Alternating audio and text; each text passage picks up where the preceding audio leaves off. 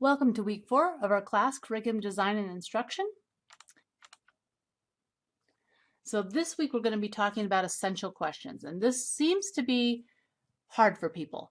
An essential question is something that it's a question that you're going to think about throughout your life. It's a broad in scope and timeless in nature. It's something that people argue about continually. They could have been arguing about it in the Greek time. They were arguing about it in the Renaissance. They're still arguing about it. So it's something that it requires deep thought. Or it could be a key to a discipline, an essential question in a sense that those that point to big ideas of the subject.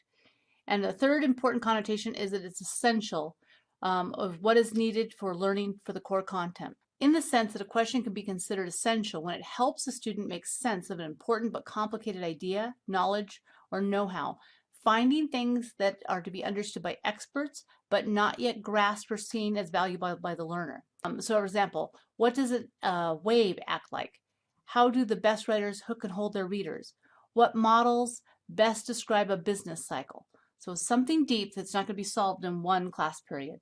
When it's essential, when it provokes deep thought, requires ongoing thinking, sparks meaningful connections, those are all essential questions. So let me give you some essential versus not essential. So who is a true friend is an essential question because that might change over time. It might be different for a 5-year-old compared to what it's for, what would be true for a 32-year-old.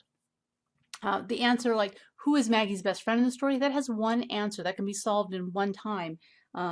Maybe in the story it changes a couple of times, but there's one answer for that during the reading, and it applies only to one book. Why do people move is an essential question because that can be applied to many different times. Why did people leave Greece at one time? Why did people move in America? Why did the Irish leave during the 1800s? So, but that other side of it is when you would only have one certain question. Why did the Irish leave during the 1800s? That only applies to one time. It has really, a few answers, but you can answer it by reading maybe one article and not apply it to many different instances. So how does what we measure influence how we measure? That's a much deeper question than what's a good tool for measurement. How about why do good people continue to make bad choices even when they know it's wrong, compared to what caused Lady Macbeth to make the choices that she did? That's you can solve that by reading one play. And what makes objects move in the way they do, contrasted to what are the types of light, because that has this very specific answer. So think deeply. An essential question can go over several topics, not just one topic. The essential questions that may be in your curriculum may not be essential questions. So you might want to run them by me when you get them. So additional considerations when you're thinking about designing curriculum is the use of data. We have a lot of data now that we can use to make sure that kids are getting what they need. That didn't happen 20 years ago. You can take an iReady test and figure out what levels people need, or you can take a math test and find out what kids are not getting immediately and get it by student instead of having to do that by hand. And that's a really fast way to help you with curriculum design when you're starting to do this. You also want to think about brain research and how that's changed the way we design curriculum. We know that students learn better.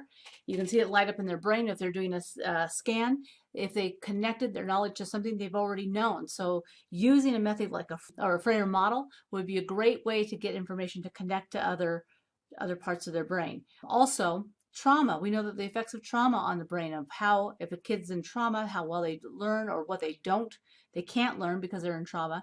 And how does that affect curriculum design? What do you have to do before you can teach? Make sure that kids are okay. And as we're also designing, we need to focus on equity and individual needs. Make sure that the curriculum that we're using is not biased in any way, or if it is biased, to point that out to kids or have them point it out as they're doing some deep thinking. So looking forward, you're going to be working on a backwards design process. And remember, this is a unit of study, not one lesson. So if you're a math teacher, you would have a unit of study of maybe on geometry. You're not just going to do doing angles of a triangle. If you're a music teacher. Maybe you're doing a whole unit on musical theater. I'm just making something up here. And you're going to study that whole process and what is musical theater and what makes the audience happy.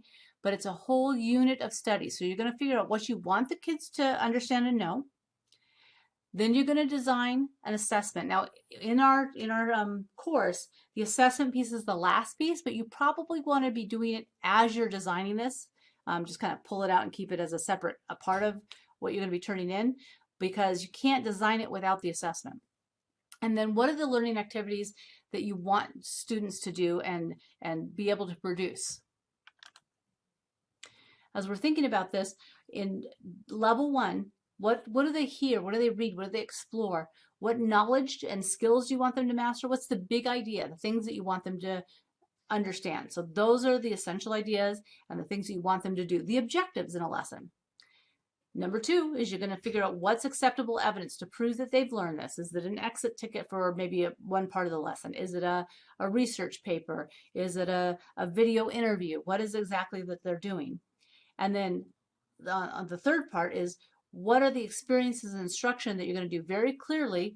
You're going to give them the instruction, what direct instruction, what are they going to do collaboratively, what activities.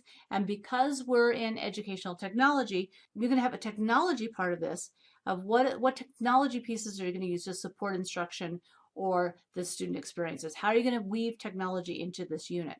So you're getting started on this. I would really like you to submit your essential questions to me, and I will tell you, yes, that's essential, or no, it's not, and give you some ideas on how to fix it. But this is always the stumbling block when I teach this class, of making sure that your questions are essential. So have a great week.